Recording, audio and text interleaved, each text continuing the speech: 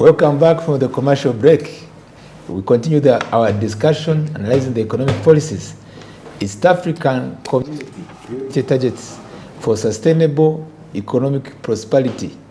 We bring here, I can call them experts in these matters, especially of analyzing where our economy is as a country and the region, and possibly making comparative studies elsewhere. I'm being challenged somehow by the insightful statements and awakening statements by Honorable Captain Babu that we need to wake up as a country. And he continues to say, these are my words, maybe in a paraphrased way, that the economic opportunities which we have shouldn't place us where we are. No. We are supposed to be doing better. Correct.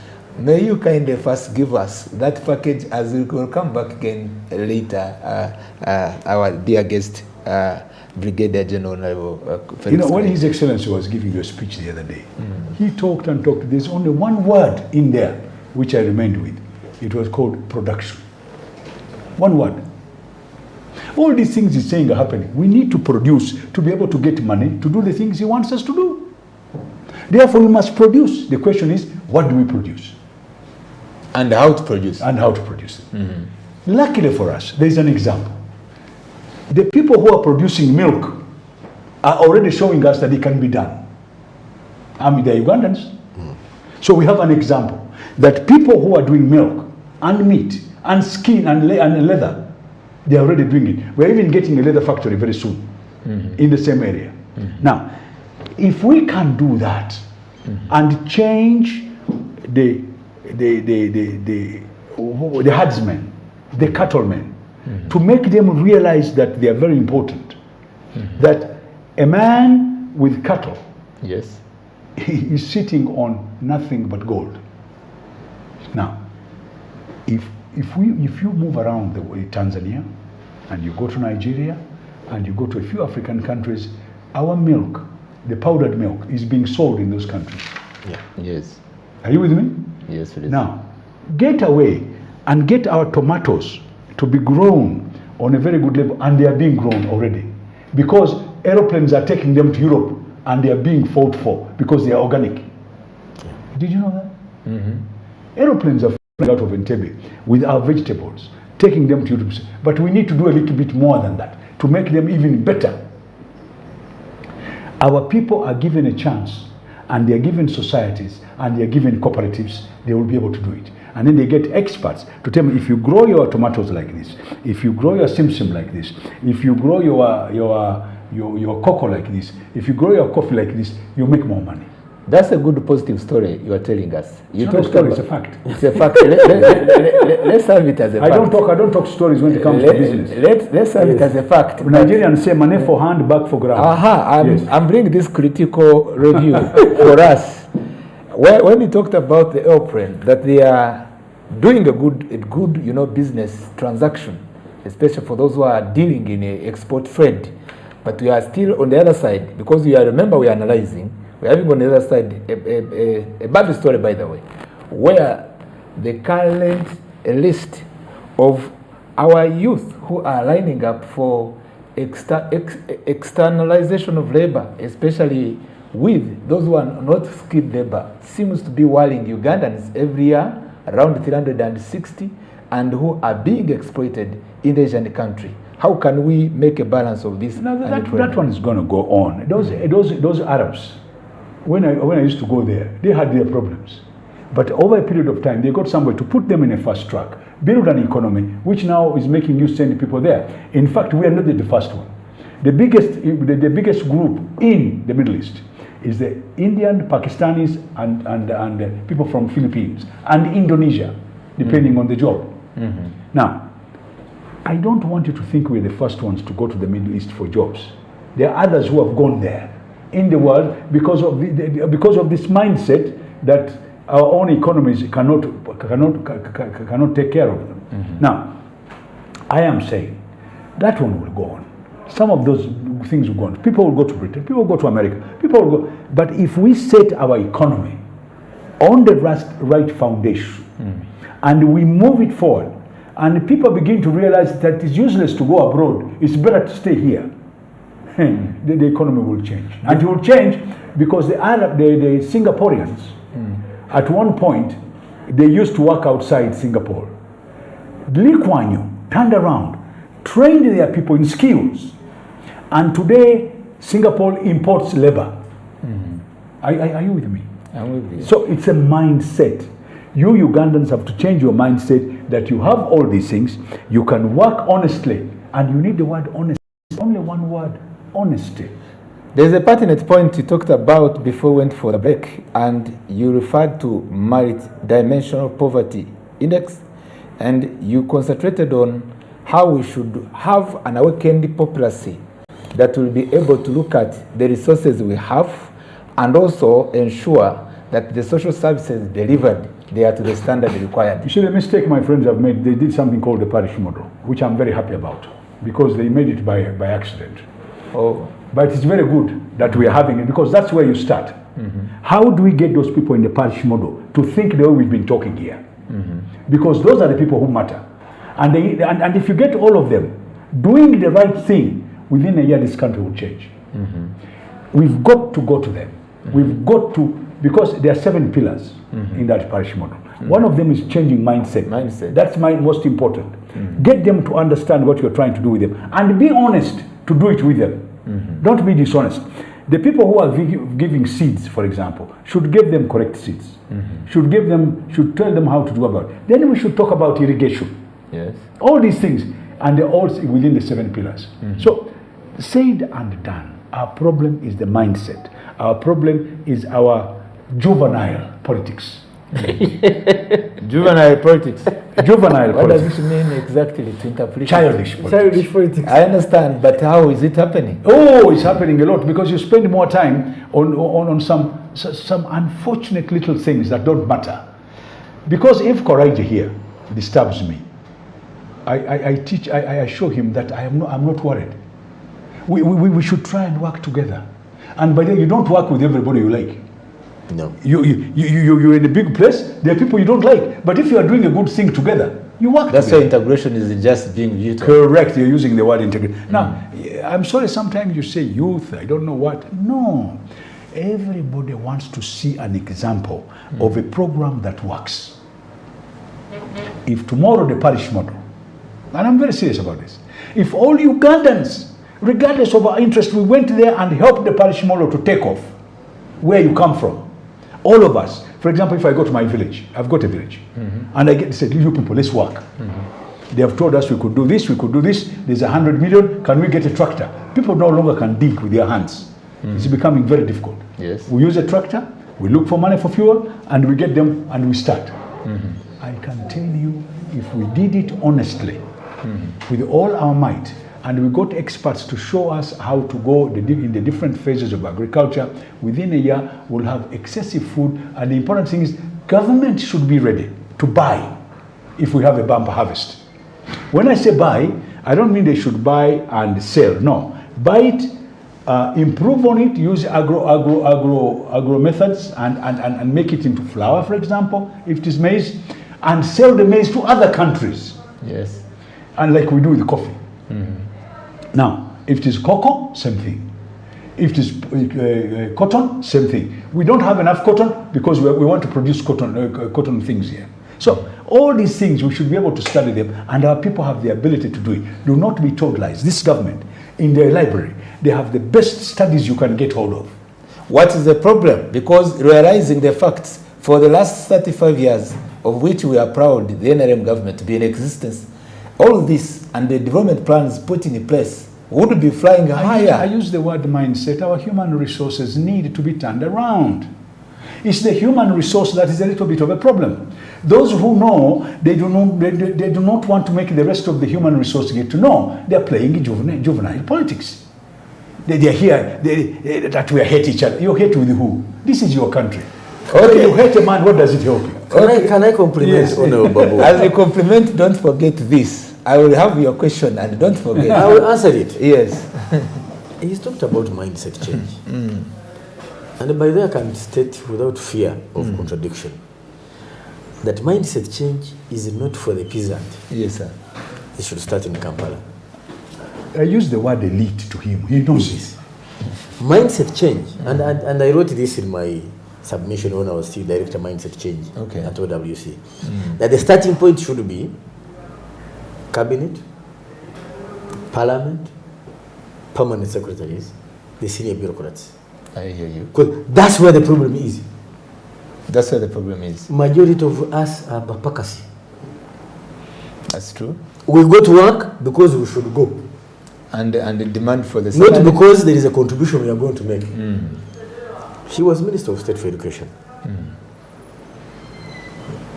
And the ministry laid off primary school teachers. The laid off primary school teachers? Yes. Because of advice from the World And Bank. yet, President Museveni had been saying, we shall introduce universal primary education. And lays off primary school teachers? Yes. It's contradictory. When UPE was introduced, government spent 4 billion shillings to recruit teachers again. Shockingly. As the president was talking of introducing universal secondary education, the ministry was planning to lay off secondary school teachers. This is 1998. And I said, are we listening to each other? Now, I happened to meet a very senior person in the Ministry of Education. And I said, sir, is it true you are planning to lay off secondary school teachers? And he said, yes. I said, but the president is saying he's going to start universal secondary education. Did you think about it? The gentleman told me in my face, no, we didn't. Now for me, that's the starting problem, the starting point. You see, when I enter my office, what have I going to do there? In the military, we have what we call assigned tasks and implied tasks. When you appoint me the defense spokesman, there are clear tasks I must handle. The PR, but there are implied tasks as well. For example, when I'm given a chance to go to a university to give a lecture, that's an implied task of public relations. Are you getting me? I'm getting it. But you have a situation where a minister in this country was invited to go and address youth. Yes. Who had been gathered at no cost of government, and the minister said, you didn't involve my ministry, I'm not coming. I mean, are you seeing the mindset? I look at this, but as we discuss, you remember, we are still focused on the targets for sustainable economic prosperity. Exactly. And I'm telling you, as he said, first problem is the elite in this country. We do not understand our historical mission. We don't. If we did, we would be at the forefront of promoting production and productivity. When we had the bumper harvest of maize in 2018, our farmers were suffering with excess maize.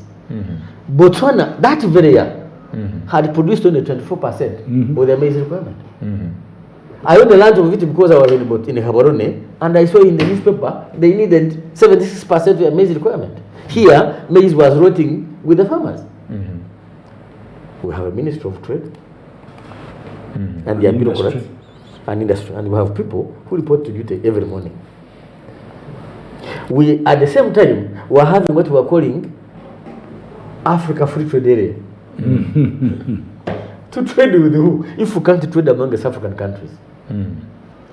Today, Kenyans are buying maize from the gardens. From here. From here. Why? Because those of us who are responsible for organizing our farmers to ensure that what they are selling has value addition, 1, 2, that they have bargaining power, we are sleeping on the job. Honorable, let me say this. Can I conclude this? Yes, sir. Honorable talked about this so-called hating. I remember on this very table, I told you that we democratized it too early. We democratized it too early. So what do you want to happen? You see, do you want it to remain in dictatorship? Your people have a saying. My people. Yes. Yes. Where you come from. Living like a cow when you're a dog. Have you heard that story? Living like a cow when you're a dog. That is quite unfortunate. You see, Honorable Francis, there's a story is told. Yes. A dog saw a cow defecating in the compound. Yes. And every morning, instead is cleaned by the owner. The dog said, but I do more work. I stay working the whole night.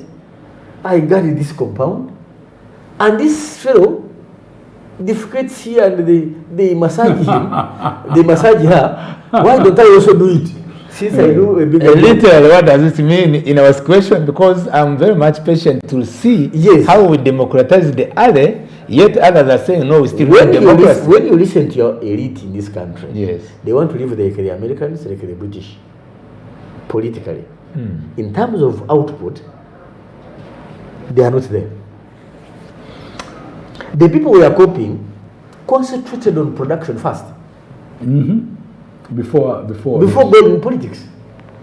The Asian tigers. Were they not matching you together? No. The Western? Or No. Check the history of Britain. Issues of human rights, issues of rule of law. Which human rights? You cannot tell a hungry man about political rights.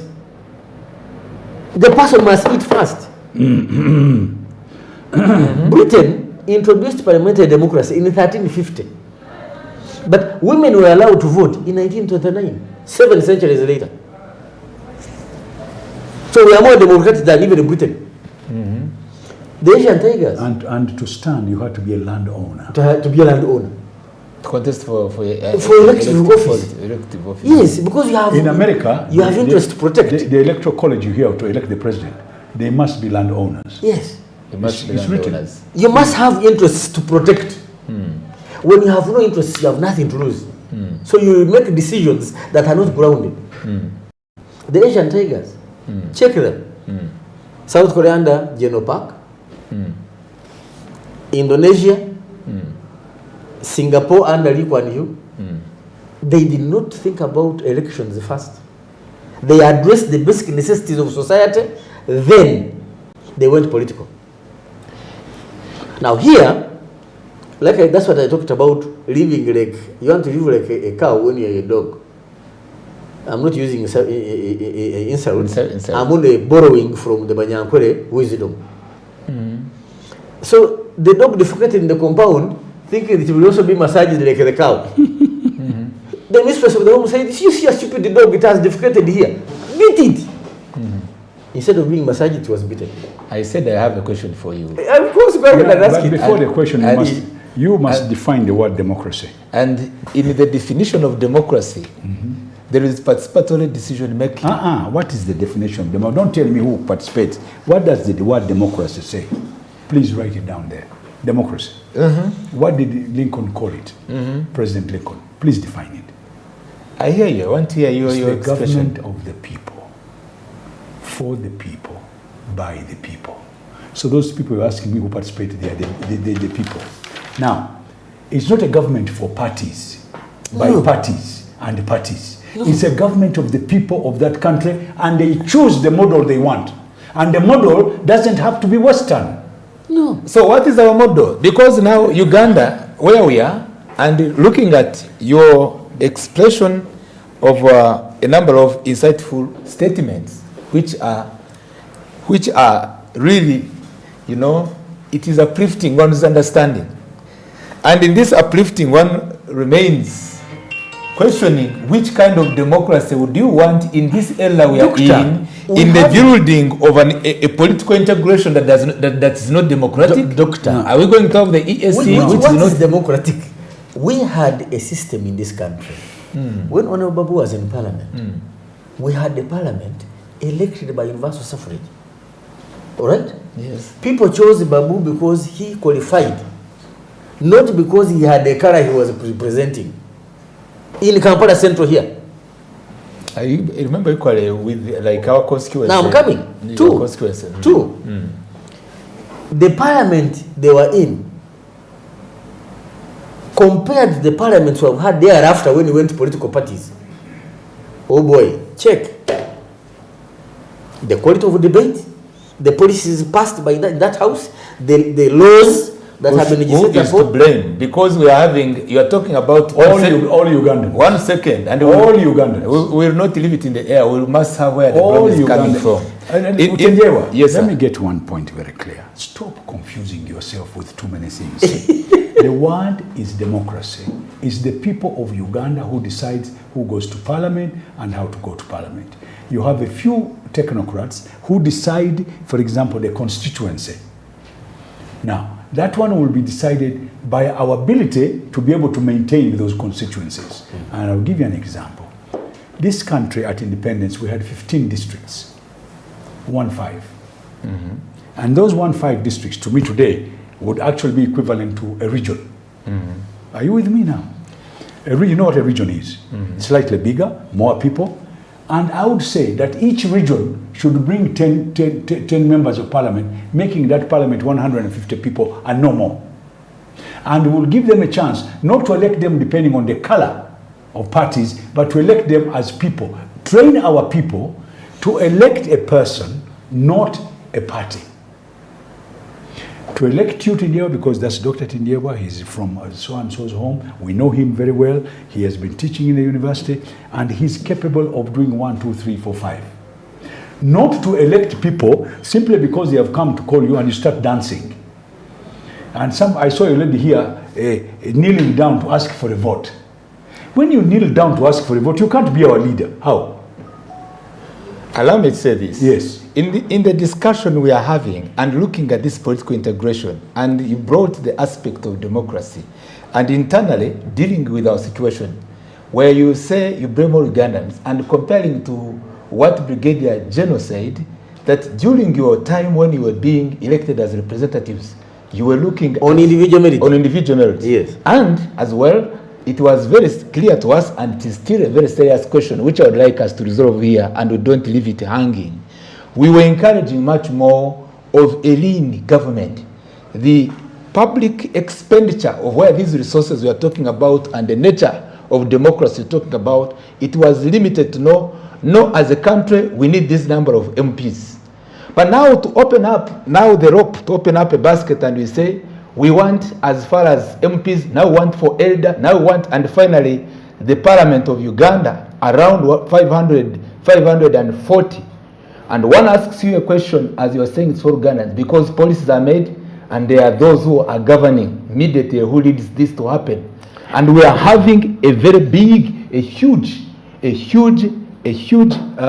government size that does not favor the very production you are talking about. That's why I would like us to bring it in a balance. Dr. Tindiewa. Yes. I request you don't mix up yourself. Political integration. Yes. I can tell you for sure. It is a challenge. The constituencies you are referring to, being demarcated by the bureaucrats in Kampala, correct? Exactly. Are responding to the demands that come from the villages. Reason. The leadership at 2 different levels do not bother to explain, or rather, to prove what leadership is all about.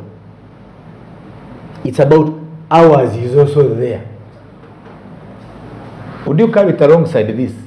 Who takes the final leadership authority? No. In this? A government that is democratic, as you are calling it, responds to the people's demands. Why can't you shape the democracy that can help us then? Yes. You see, the moment you start from the leaves of the mango tree, instead of the stem, that's what you have. Okay, let's go for the commercial break. It is a serious discussion, and Francis Babu says that we don't confuse the statements, but this is reality. We must all agree there is a problem somewhere, and it must be addressed. It is with the people. And that's why you people go wrong, they lead.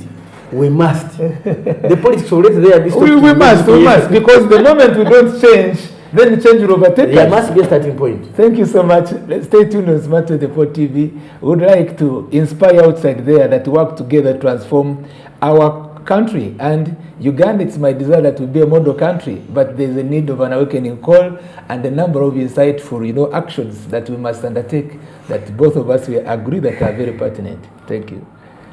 I was watching